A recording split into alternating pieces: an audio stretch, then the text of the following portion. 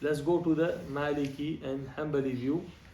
They don't talk about leaning on something or not leaning, but rather they concentrate. If it's a light sleep, it doesn't break wudu, and if it's a deep sleep, it does break wudu.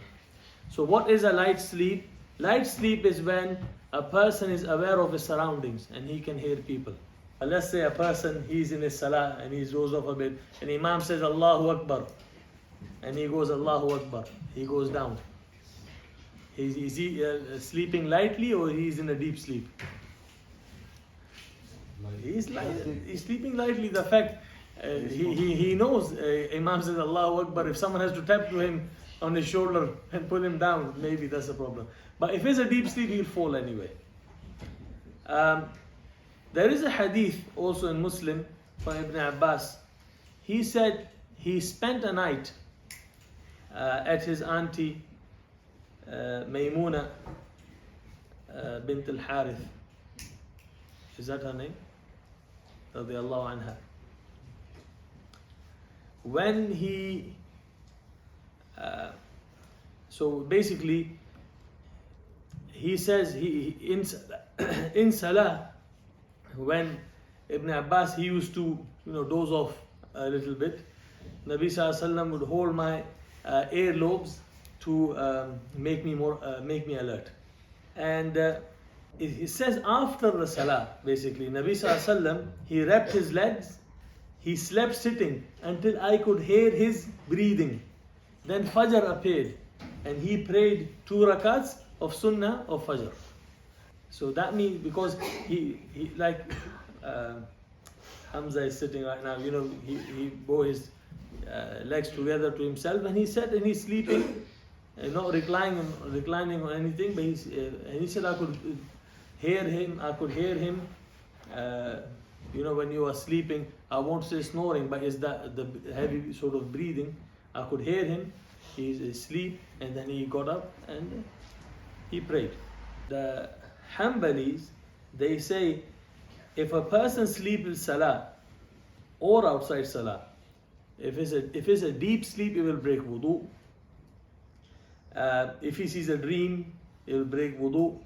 If he sleep in ruku, sajda, leaning or not leaning, or if he is leaning on something, holding his legs together. But they don't care. They say if it's a deep sleep, it breaks the wudu. If it's a light sleep, it won't break wudu. As long as he's aware of his surrounding, his wudu is okay. If he goes into a deep sleep, then his wudu is gone. And if one sleeps and was unsure if the sleep is deep or light, then he's uncertain, then they say that the certainty cannot be broken by a doubt cannot invalidate a certainty. He was certain that he had done wudu, but he is in doubt, and that is all around, not just for this. In all scenarios of wudu, what breaks wudu, if you are in doubt, it doesn't break wudu, because you are 100% sure that you have done wudu, but you are in doubt that you broken wudu.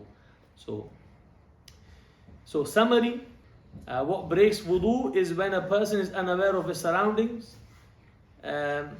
like he can't hear when someone says something to him.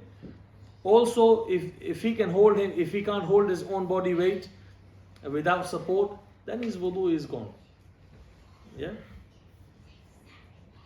Because in that case, what's happened, he's not aware of himself. He's not aware of himself. Not being aware of himself, that's what breaks the wudu. One scholar, I can't remember the name, he said very nicely, he said if he was aware enough that if he was to pass wind, he would know that he has, then his wudu is okay. But if he was in sleep and he was unaware, he wasn't aware enough that if he was to pass wind, he wouldn't know, then his wudu is gone.